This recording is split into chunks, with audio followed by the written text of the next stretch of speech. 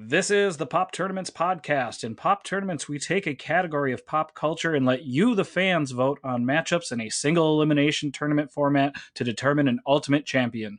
We are here to discuss those results and the upcoming matchups. Thanks to our great community and everybody who votes, let's start the show.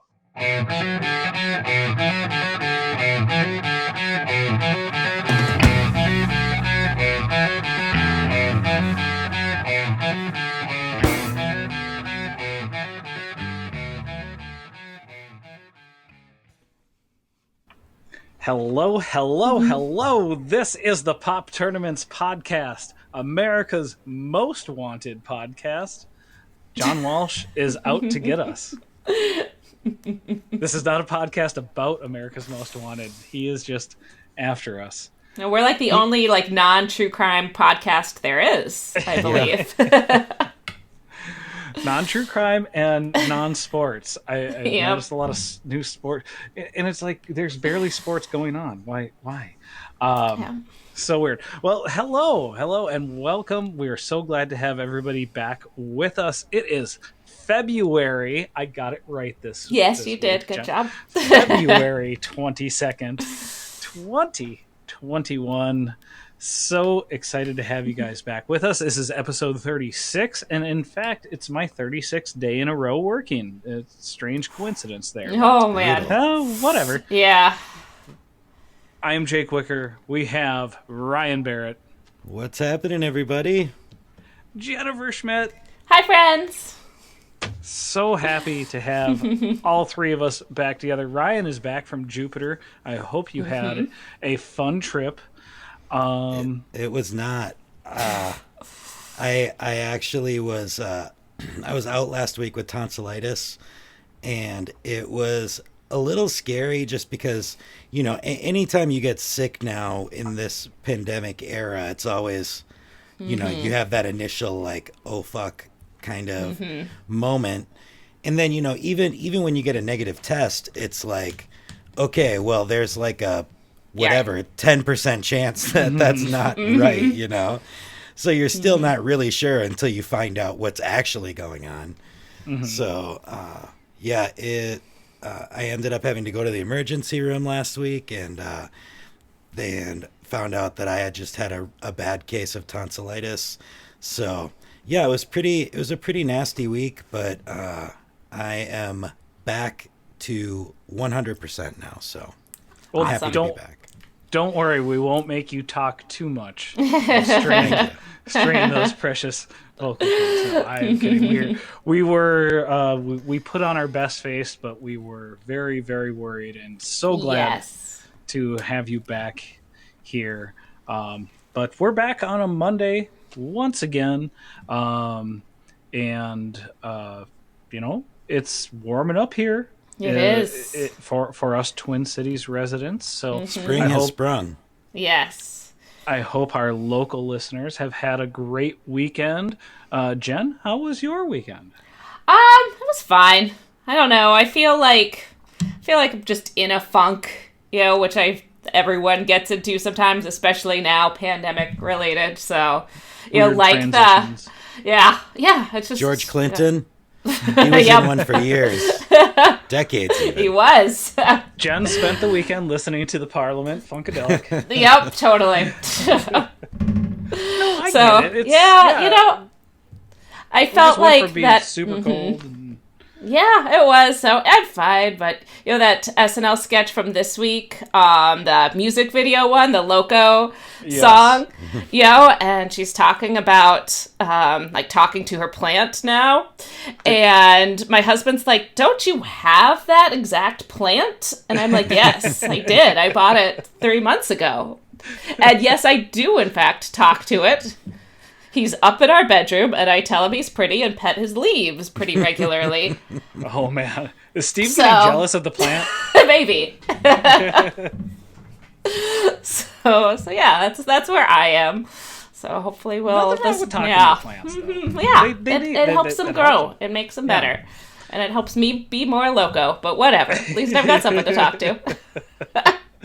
Well, and I hope you enjoyed all of this and I'm sure you did all of this weekend, Saturday Night Live. It was fantastic. You got plenty of I know. Plenty of fantasticness. Yep. A little bit as we talked about in our last couple of episodes. So, Ryan, we're so glad that you're back to 100% as you say. Were you back to 100% in time to get some fun in this weekend as it warmed up?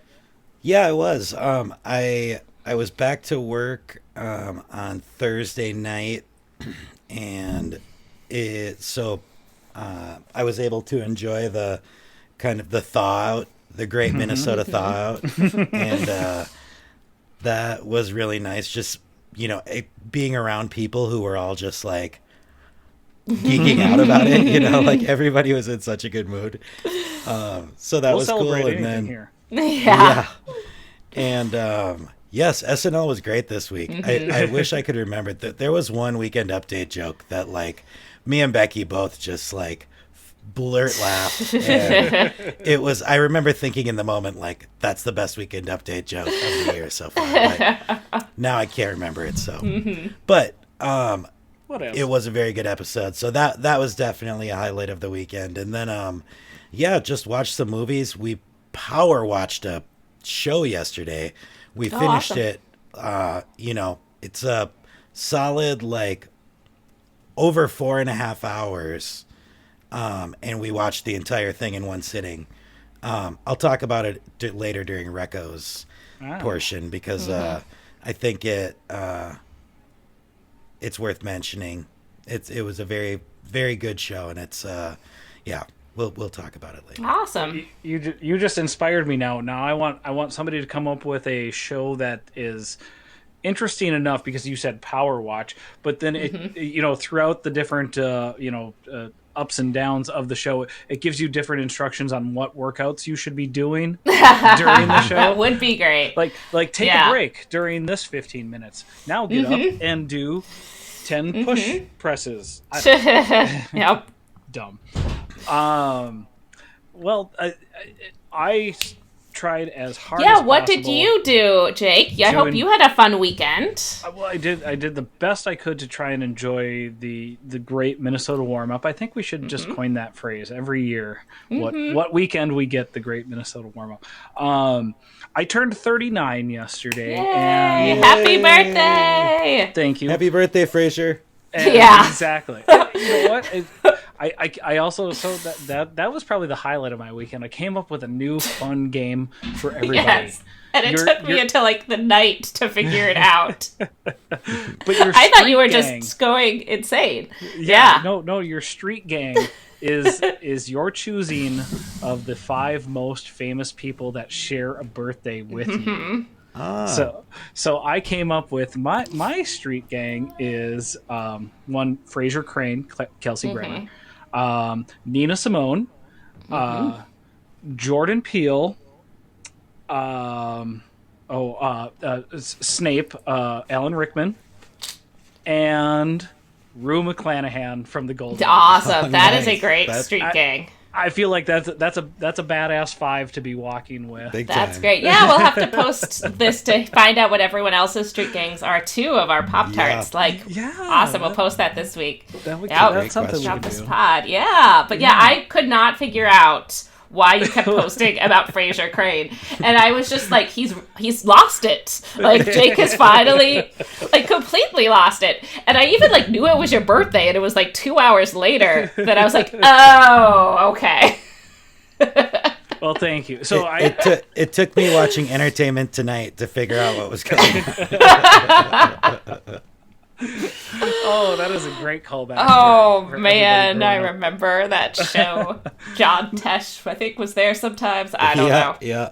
And I do apologize. So I'm a putz because I don't have my actual birthday on Facebook. So because what ends up happening is you get all these birthday wishes from people I have not talked to in 20 years because of my crazy Facebook posts to begin with. So, I go weird with it, and so But thank you both. It was a fun weekend, and I got to have the Great Minnesota Warm Up. I got to have my bonfire. That's all I wanted to do. Yeah. Was just stand outside with my super amazing, awesome girlfriend Kayla. And awesome, hats off to her. I woke up in the morning. I had to pop into work, and she had strung up a happy birthday sign. Ah. And she got me an awesome Ghostbusters T-shirt and some office themed Uno cards. So really, really big hats off to her for putting up with me throughout all the years and giving me that nice little surprise. So, but otherwise, I just loved that it was a quiet and warm weekend. It was exactly what I wanted. I loved arguing with everybody. Well, not really arguing, but just making posts about our 21st century love. Yes. Craziness. Comments have been a lot of fun. Yep. I do just want to say, like, the weirdest thing about this tournament has been the copy has been weird because there's been a lot of couples that, like, they're complicated. And so, but when you write about them, I don't want to put them down. Like, I'm not trying, we don't want to influence people into voting one way or another. So, I don't want to say, like, hey, these guys are shitty and it's awesome. Yeah. Shitty but iconic. Yeah. Right. Remember. Yeah. Right.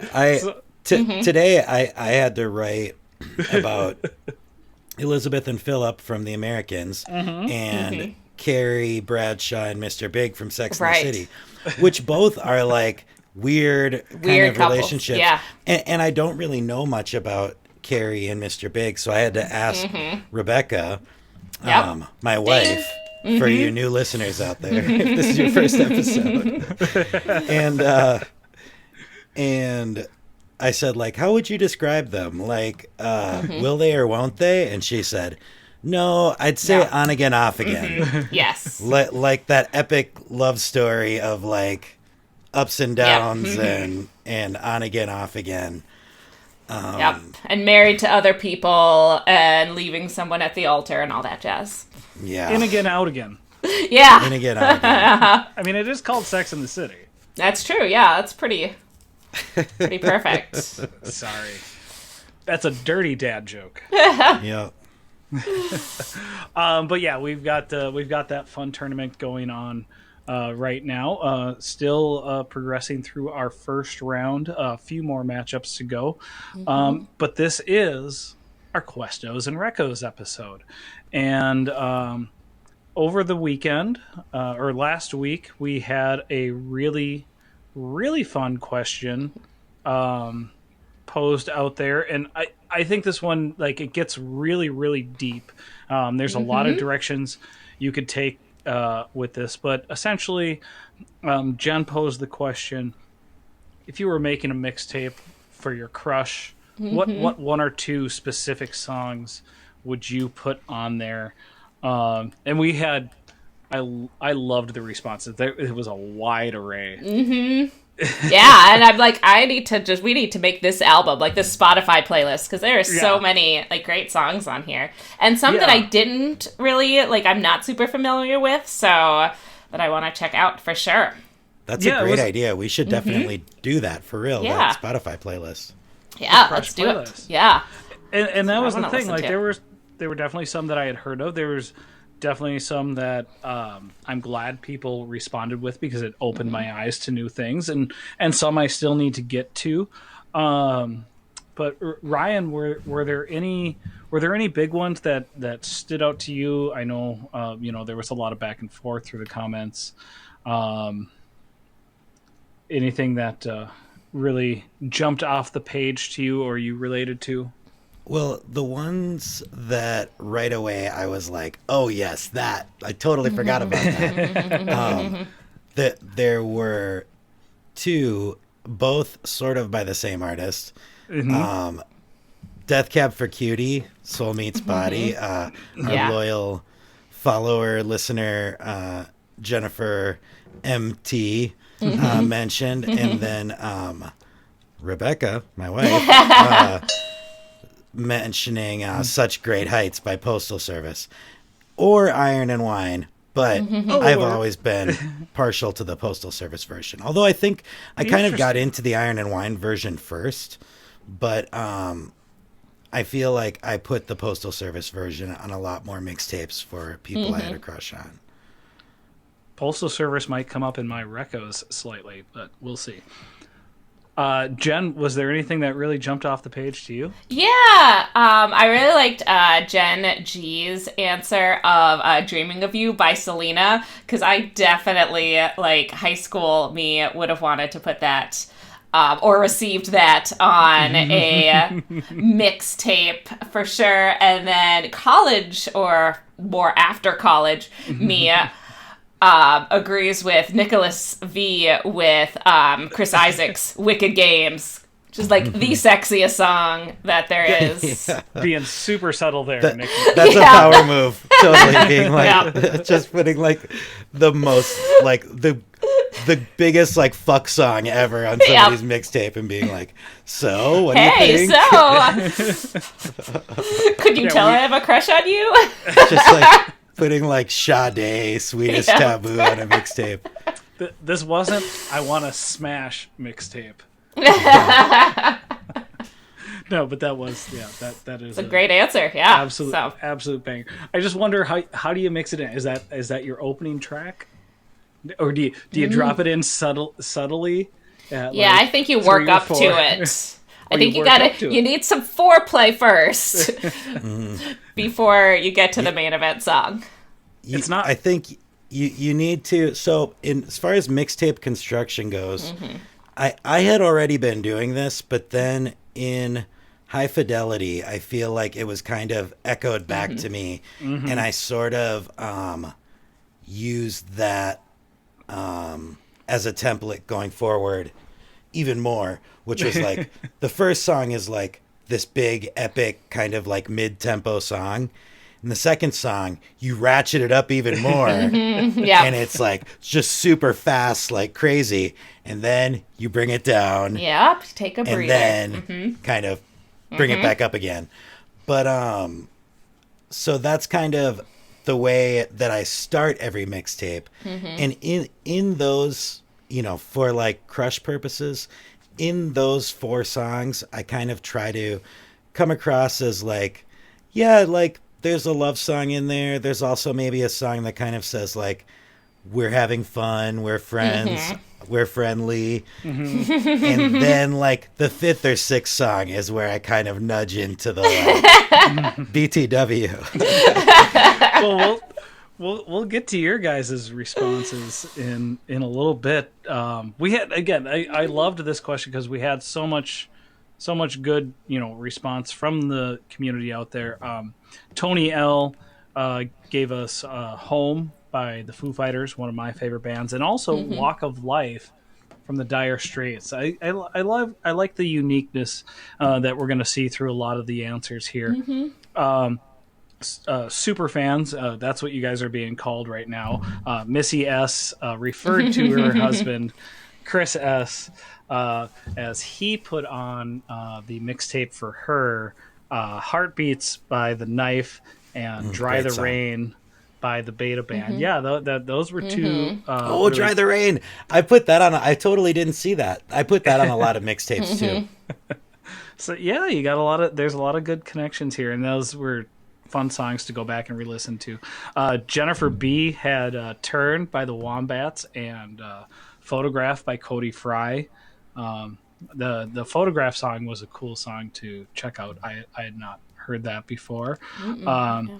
Brad B had Iris by Google Dolls. Classic. I remember that from high school. That was that was for a lot of and then local artist John I hope I'm pronouncing this right, John Shipe, Hunger Artist. That was a cool song to check out also. If you guys haven't yet, that's still up on the page. Sarah B had For Me This Is Heaven from Jimmy Eat World, and amended that to, if they didn't understand it, they didn't deserve her. And you know what? That's I kind of feel the same way. I'll talk about that a little bit more, but that's kind of how those those mixtapes are for. I really loved Emily C's "This Must Be the Place" by the Talking Heads. That's a that's a one that I definitely used a little bit. Bless, and then she also had "Bless the Telephone" by hopefully I'm pronouncing this Labi Sifri. I'm not good at pronouncing words, as you can tell from listening to this podcast. Benjamin M was really loving some Cameron. He had Sugar Dugga and Daydreamin'. So that was fun. Chad M had one of our favorite artists, Leonard Cohen, "Dance Me to the End of Love." Mm-hmm. Leonard Cohen is always awesome. Absolute classic. And then Matt S said, "Anything, Color Me Bad." So, can't disagree with that. I met them at the MSP airport when after their first album came out. They were cool. on tour. I was coming home from vacation with my family, at the baggage claim, and met the whole band. Oh, pretty cool. monumental. They autographed my boarding pass. Oh, cool. I was really worried when you started out just saying I met them at something. I'm like, is this like one of those Webster situations where he gets lost and ends up meeting the Jets? No. I wish. I'm a much bigger fan of the Jets than I am Color Me Bad. But they're both cool. They are. So yeah, and Ryan, you were talking about construction of a mixtape, and I think it is definitely different when it comes to if you're making a mixtape for a new friend as opposed to somebody you're trying to woo, as we will, or trying to say, hey, we have a lot in common and I also like you. So what would have ended up, or what was a song you would try to sneak in? Me? Yeah. Well, so there were a few that I came up with off the top of my head, although I made so many. I was like an infamous mixtape guru / mix CD guru. And I was, in one of my first serving jobs, I worked at Don Pablo's. Oh, yeah. And I, for Christmas, made a mix CD for all the employees there. Oh, wow. Just hey, I made a personalized mix CD based on our relationship, your tastes, whatever. So, I mean, that just shows you how big of a geek I was for this kind of shit.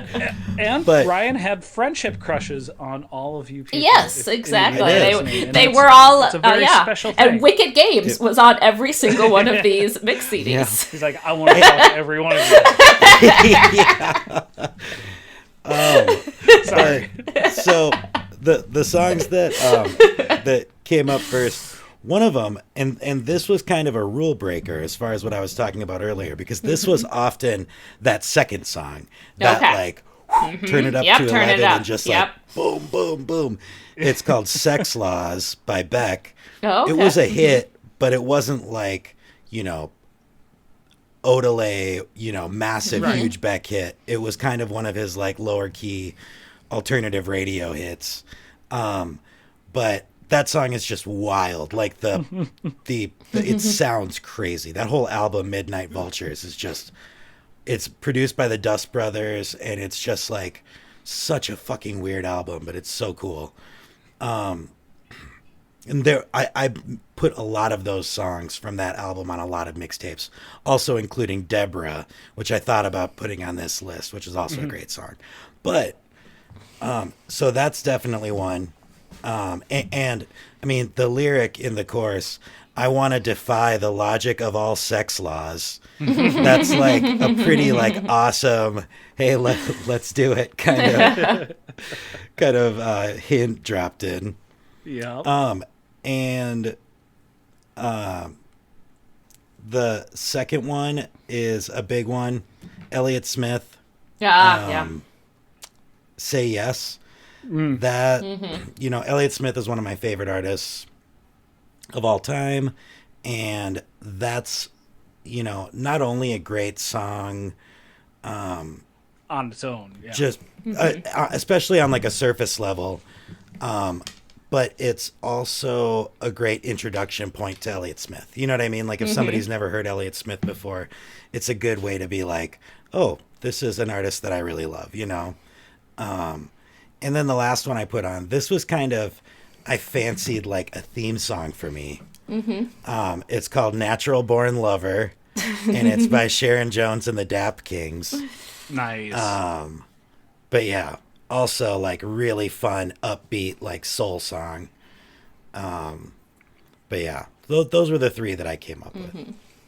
Jen, did you make mixtapes? I love making mixtapes and mix CDs, and now mix playlists because that is the easiest. So like every road trip we do, every vacation gets its own like special playlist that has like songs for like where we're going and stuff like that. And I also used to make like Christmas CDs every year. And it's like several of my friends, I guess, still like whip out my old Christmas mix CDs every holiday season.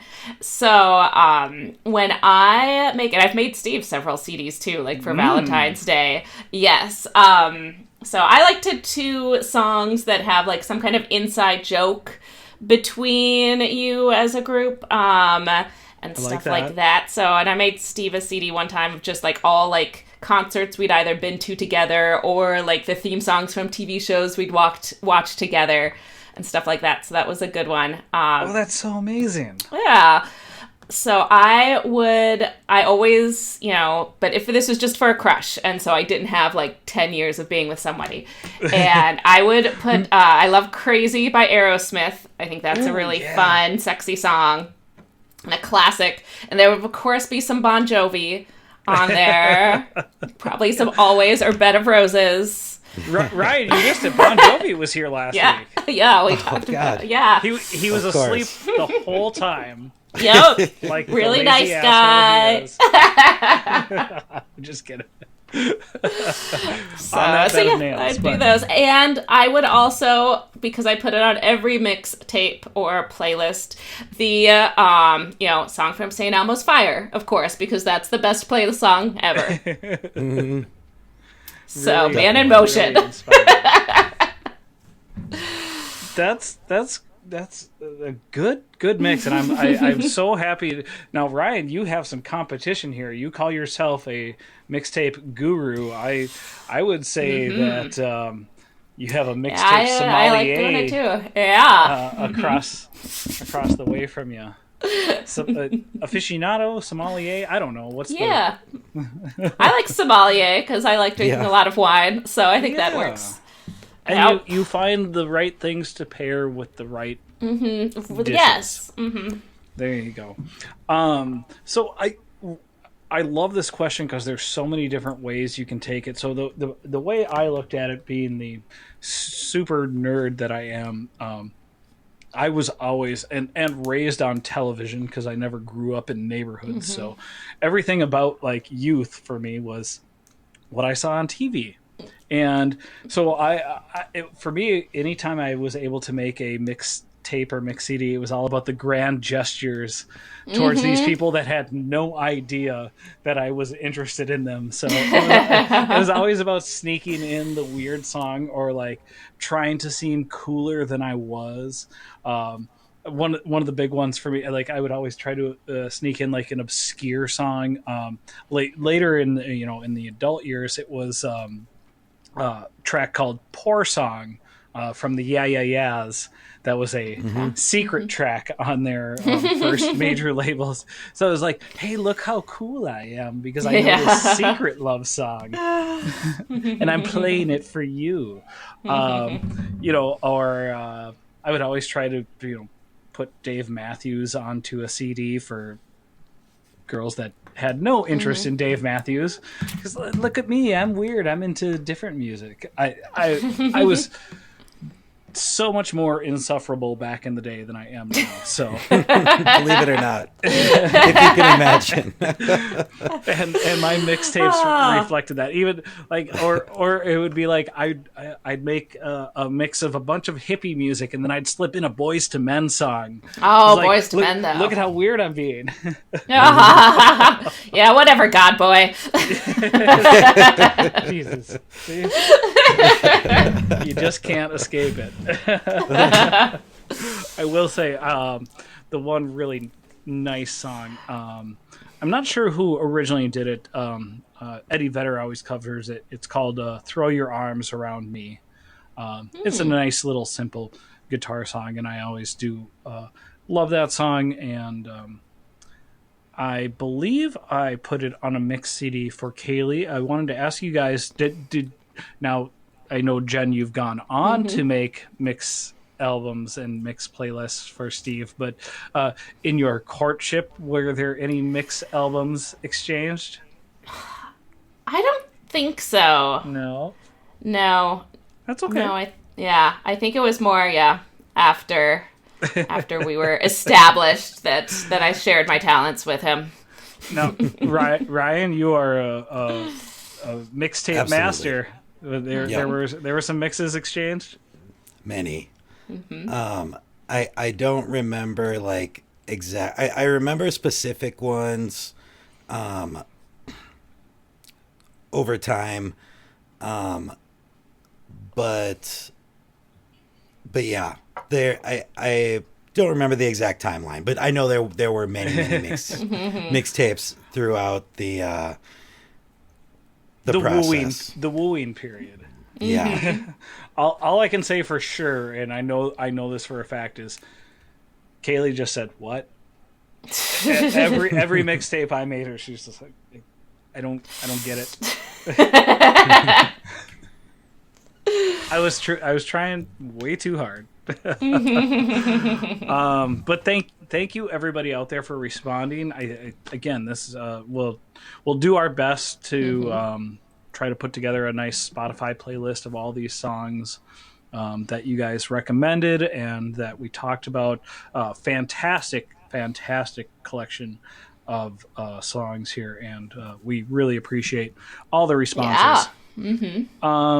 But now we've got some recommendations to make, and again, this was kind of a double recommendation. I love all the recommendations that everybody gave, but it's been a few weeks since we've talked about some of the other pop culture stuff. Ryan, I know you've alluded to a few things, so let's let the floodgates open. What is your first recommendation this week?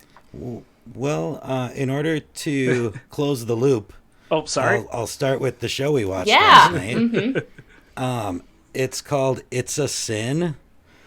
It's on HBO Max, and it's 5 episodes. They're each about between 50 minutes and an hour, and it moves really quickly. The characters are so likable, and it's I'll tell you what it's about, I guess, first. Yeah. It's sort of like it's an ensemble show, and it's a gay show that takes place in the early 80s in London, and so it's kind of set to the backdrop of the AIDS crisis. And I know that's well-worn territory in queer cinema, but it's a really great take. The characters are so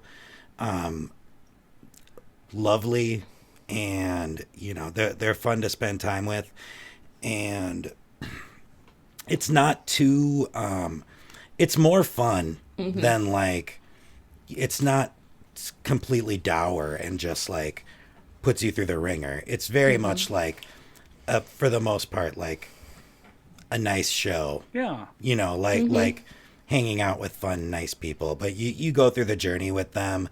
They all, it's mainly centered around like five or six different people and their own kind of experiences. But yeah, it's cool. because it also, you kind of get to be in that scene, like early 80s London, which is, you know, a cool, a cool time and place to be. Yeah, you're in So, London town. yeah. Yeah. A lot of chimney sweeps. I'm just a sucker for all British accents, so like Yeah. you Yeah. already got me there. So serious or No, but comedic.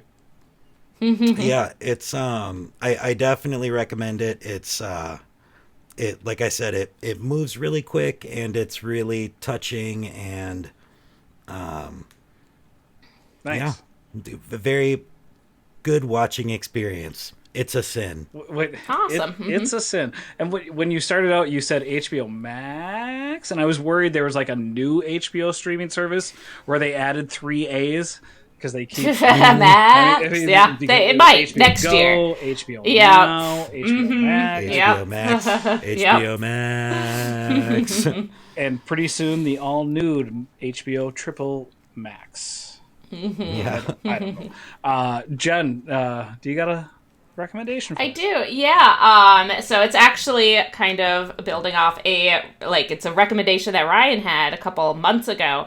My Octopus Teacher. We finally watched that. Yeah, and it was great. I think it's Netflix, right? And so yeah, it's a documentary about a man, I believe it's South Africa where he lives, and spends a lot of time in the water and like kind of forms this relationship with this small octopus, and it's really it's interesting, but here's my specific recommendation for this.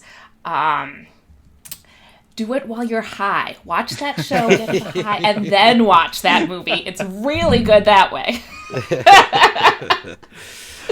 Oh boy. So, I mean, it's beautiful colors, so much. Like, the filming underwater is just, like, mind-blowing. And then also this octopus, it's one of those octopus that changes color and, like, texture constantly, and it's so cool to watch. So... It's very like Planet Earth. Yeah. As far as, like, the trippiness of it. Like, the cinematography and stuff. Yeah, it's gorgeous. So yeah, I highly recommend that. Well, I don't disagree with your amendment. I'm just worried. I'm worried in like 3-4 weeks when we do our next Q&R, you're gonna be like, watch My Octopus Teacher with a belt around your neck. It's so much different. Just worried. I'm just going to keep escalating. Yep, Just kidding. it's a gateway recommendation. Yeah. No, and I do love the double down on the recommendation. That is always appreciated out there for those people who need reminding. Maybe didn't get around to that. My first recommendation is going to be a band that my buddy Aaron turned me on to. Called Spanish Love Songs. Interesting band. The best way I could describe them is kind of pop punk, but more just kind of like catchy alternative. But also in that weird way, especially with the year we've been going through, they've been the lead singer's been doing a lot of acoustic live stream concerts, so definitely gives the songs a different feel. When you hear them acoustically, you wouldn't think of them necessarily as that kind of punky feel, but really, really fantastic band. Just and really, really heartfelt lyrics. Maybe if you want to, you can call it a little bit emo, but then, I also like to think that sometimes things shouldn't be called emo because people are just writing about what they know.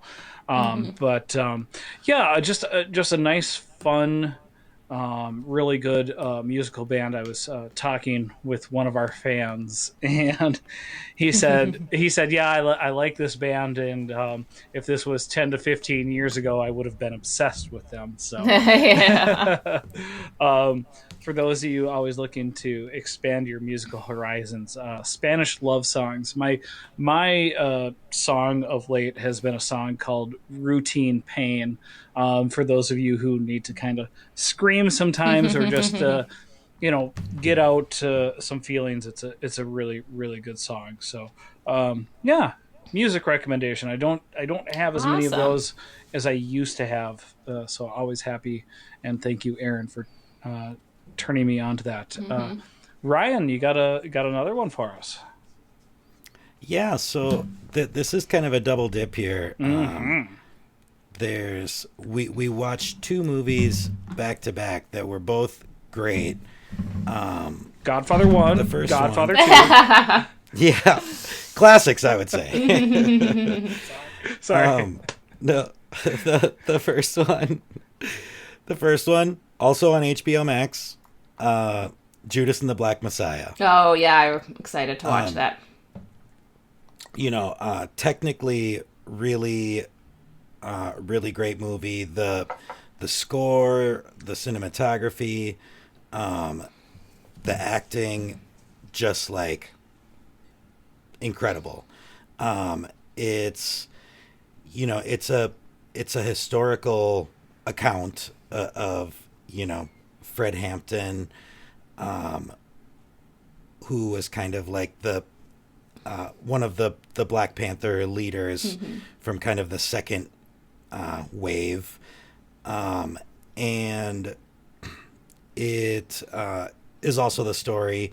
I mean, I would say that kind of the main character of the movie is the person who's assigned to go undercover and infiltrate the Black Panthers, and so it's you get to be on this journey with this character who's dealing with these feelings of being in this huge moment of like revolution and being on the wrong side of it, so it's a lot of really intense feelings that this character is dealing with. And I mean, Lakeith Stanfield is both Lakeith Stanfield and Daniel Kaluuya are just two of this generation's great actors. And like, I mean, they both just put on a masterclass. So yeah, it's really cool to watch. So highly recommend that movie. And the other one is just the best, like, other side of the spectrum. Barb and Star go to Vista Del Mar. Yeah. It was so funny, and it's right now it's $20 to rent on VOD, but it's completely worth it. It's absolutely like if you like SNL movies, if you've been craving like a classic just dumb comedy sort of, but smart. You know what I mean? Yeah. Yeah, I mean it's sorry. It's one of those classic SNL movies in the sense that it's like it's a character movie. It's about two. You take these two characters, and yeah, Jake is doing the Night at the Roxbury head thing right now. But it is kind of that same sort of setup where it's like this could be a recurring sketch on Saturday Night Live, Barb and Star. And they're like, okay, now let's make a movie where they go on vacation, and it's like How Stella Got Her Groove Back, but with Barb and Star, except we've never seen these characters before. We're getting to know them in real time, but it's so much fun. And, there's kind of like this James Bond story intertwined with it too. So it's not just this, nice little beach getaway kind of thing. Right. There's also kind of like an action subplot, which makes it goofy as hell. And it's just absolutely zany. Highly, highly recommend it. Like, really well done and so funny. It kind of reminded me of like MacGruber.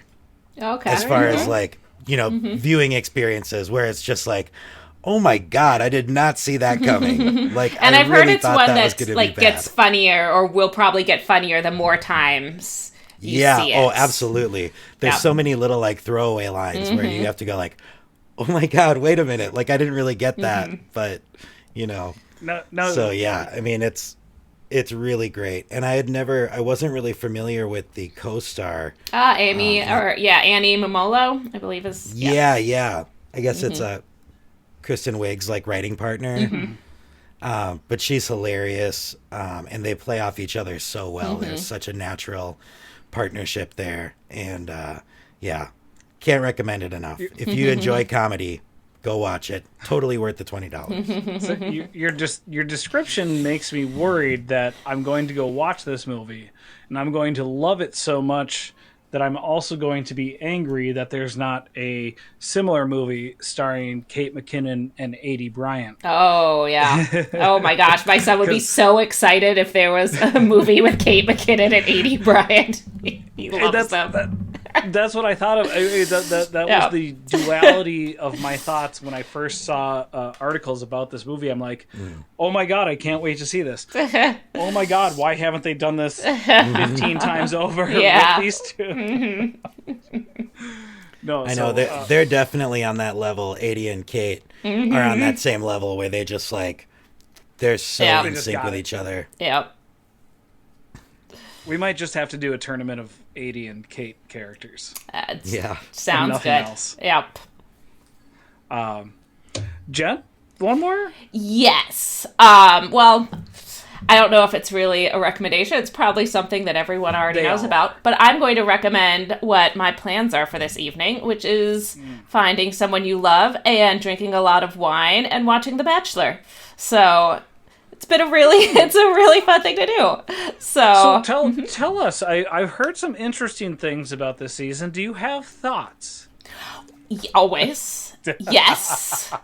Many. And we could bring Steve on here because this is the first season of The Bachelor that Steve has watched. Yep. And he has lots of thoughts about it as well. So it's just the perfect amount of like just turn off your brain and start caring about stuff that's really stupid. And it's like you go on this wonderful journey, which Chris Harrison will tell you every episode that you're going on a journey. And he says we're on a journey to find love, but you're not. And you're watching this as a complete cynic every time. You're like, this isn't how you find love. And you yell that at the television, especially if you've had a couple of glasses of wine. But then you do like start rooting for some of the people. And you're like, see, this person isn't a trash fire, but this person definitely is. And I'm here to watch it.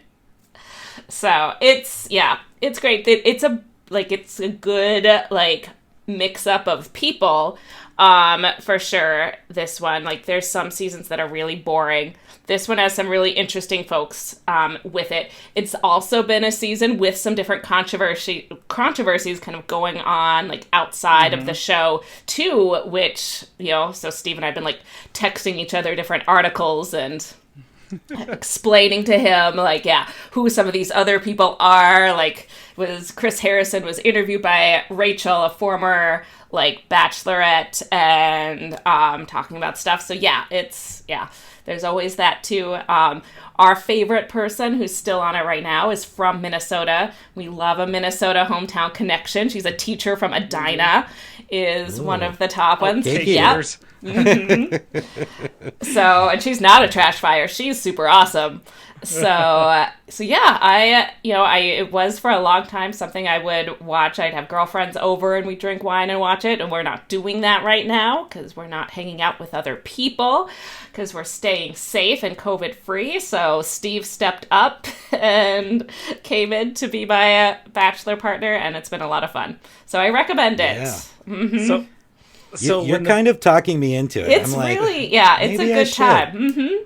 I've been really susceptible to reality TV since the pandemic started. I feel like I would definitely get into it if I gave it a shot. Yeah, and this is a good season. This is a good season to start with. I recommend it. How far into it is it? Like, we're 2/3 of the way now, but I think it's all on Hulu. So, and it's nice sometimes to have like a couple episodes because then you can fast forward the boring parts and stuff. So yeah, and for sure, 2/3 of the way through the actual season is only like 1/3 of the way through the actual drama. Yes. No, and it's so nice that The Bachelor advertises itself as a program that makes love happen, and clearly, Jen, it is working Yes. for you and Steve. Yep. It is making love happen. Yep. It is bringing people together. It's all that's holding our relationship together at this point. No. No, It's not. We're good. Would you say shows maybe similar to The Bachelor, because we have a lot of reality shows? Are they similar to, like, they're more of our let's call this the millennial age of television, for lack of a better term. They're kind of our millennial sitcoms compared to, like, the family sitcoms of the golden age of the 80s and 90s. This is what people gather around and watch. Yeah, and The Bachelor, I'd say it's still like kind of like the older millennial show too. Like, or like even in the like reality TV like genre, it's it's still kind of like a contest show. It follows kind of a regular format. It's not just watching like 6 people just. It's not Floribama Shore. No, it's not. It's the closer thing to water cooler talk. Mm-hmm. Yeah. Did you see what like happened? Survivor. Yeah, it's more like it's a lot more like Survivor than it is like Keeping Up with the Kardashians or any of the Real Housewives shows, which I'm nothing against those as well, but and that's so I asked and I love that's the perfect answer. It's similar to my last recommendation. I grew up on sitcoms and things like that, and nowadays I hate laugh tracks. I hate like the traditional sitcom where they tell you where to laugh, and I feel like a lot of that good television we've lost that, and we've switched over to things like The Bachelor and everything, and that's okay. But recently discovered a show that's been on for a while, but harkens back to all of that nostalgia stuff, especially for us Gen Xers and millennials and everybody on the border. But the Goldbergs. Yeah, great show. So, and if this sounds like a repeat to you guys, it's from our supposedly lost episode that we just re-recorded. But been watching so much of the Goldbergs. It's just such a nice, fun show. Takes place during the mid to late 80s and early 90s. Again, no laugh track. It's a single cam, and just fantastically cast. Really, really great characters. And the nice thing, the show is about a guy that grew up to be a TV writer and producer and showrunner, Adam Goldberg, and so he's got he wanted to do this from a very young age. So every episode kind of ends That's my with favorite some part. of it. Yeah, it's my favorite part too. It ends with his old home movies, which are almost a lot of times shot for shot what they did in the show. Wow. But we have the fantastic Wendy McClendon Covey. Excuse me. A lot of you might know her from Reno 911 as the Or mom. Bridesmaids. Or Bridesmaids also. Jeff Garlin as the dad from a lot of things, not excluding Daddy Daycare. Or maybe more commonly Curb Your Enthusiasm. He's the dad. Patton Oswalt does the voiceover. The great George Siegel as the grandpa. But just a really, really fun show, and they have themed episodes about all of your favorite movies, like Dirty Dancing and Karate Kid and Ghostbusters. It's like Stranger Things without all the pretension. Yeah. Stranger Things, but it's just having fun. Yeah, exactly. Sorry. No, I just love it. Again, right now we need, I skip over all of that network television. I never bother. We ended up, like, the first episode just happened to come up on Hulu, and we forgot to hit stop. And that's how we got sucked in. And it was so worth it. I'm glad I gave it a chance. So every once in a while there'll be shows like that just kind of slip through the cracks, because I'm the same way. We're the same way, where we don't watch those like network sitcoms. And so I'll hear, like, I'll be listening to a podcast and somebody who I appreciate their taste or something, we'll recommend like some random show, and we'll go watch a couple episodes and be like, that's pretty good. I remember that happened with us with Speechless. Oh, okay.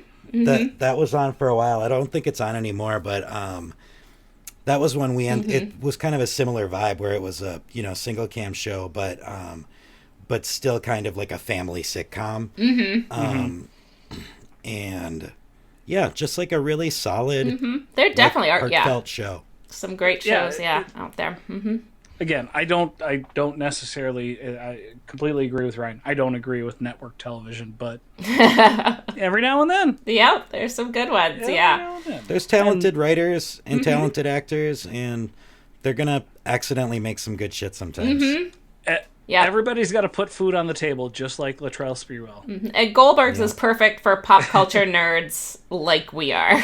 Yeah, like that. That's the other thing, and again, it's so perfect. I talked about a lot of the people. The thing that really makes it work is the cast and how well they are committed to those stories. So that does it. Tonight, I'm gonna watch Bachelor. Episode 1, Goldberg's episode 1, back to back.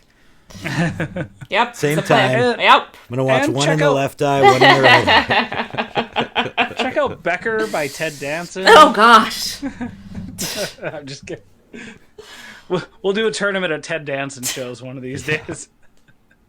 Here for it. That'll be our live episode where we need 6 entries. Yeah. I think we all had 2 main ones. Do either of you have any other recommendations? I don't want to skip over anything. No, Ryan, but one more? I'll be watching the Golden Globes is on this Sunday. I think this coming Sunday is the Golden Globes. Yep. I'm going to be gambling on it. Oh, fun. Yep. Last year I won a shitload of money on you 1917. did. Yep. Because it's the Golden Globes is a fun thing to bet on because they don't it's really truly unpredictable because it's like 70 people who pick it. And B, it's you don't really know. There's not all these like bellwethers yet like there is for the Oscars. For the Oscars, it's like really hard to pick upsets because everybody's, they're pretty much locked in. Yeah. Like we've this got is the producers deal favorite. to say This is the second favorite if this doesn't win. So it's like you're not going to win a ton of money unless there's a massive upset. With Golden Globes, you could just go through and like bet on the longest odds, and there's a chance it might win. And there's some that are obviously not going to win, like Johnny Depp for The Tourist. But if you can kind of make a reasonable assumption, like, oh, well, 1917 is the longest odds for Best Picture, but it's a war movie. It's a prestige film. Maybe it'll win. Because this was like last year at this time that had like just come out. Yeah. And it had no like buzz or anything yet. Nobody was talking about it as being a front runner. So now have you read up on the Emily in Paris controversy? Not too much. No, I mean it's not a great show. And it's nominated for it. I mean, the Golden Globes, they could just be bots. So they just that's what I'm saying. Yeah. So if you want to win some money, you just got to read up where the money's coming from. Yes. Yeah. That's the way to. Yep. Smart money. Oh yeah. Smart money. It's like the football, or like the football. It's like football, but you can just pay the players to do what you want. Pretty much. Sorry, I just saw that. One other movie that that we watched that I said, like right after we watched it, I said, I don't think I would recommend this, but I enjoyed it quite a bit. And people should watch it. Yeah, and I hope everybody watches it. No, it's called I Care a Lot. Yeah, and it's starring Rosamund Pike. I'm excited to watch that. I think I'll watch it this week. Who's great in it. She's great in everything. She's so underrated. She's so good. I think she's just too pretty, and people forget that she's a great actress too. Yeah, but this is one of those movies where it's just like you have a hard time finding anybody to root for.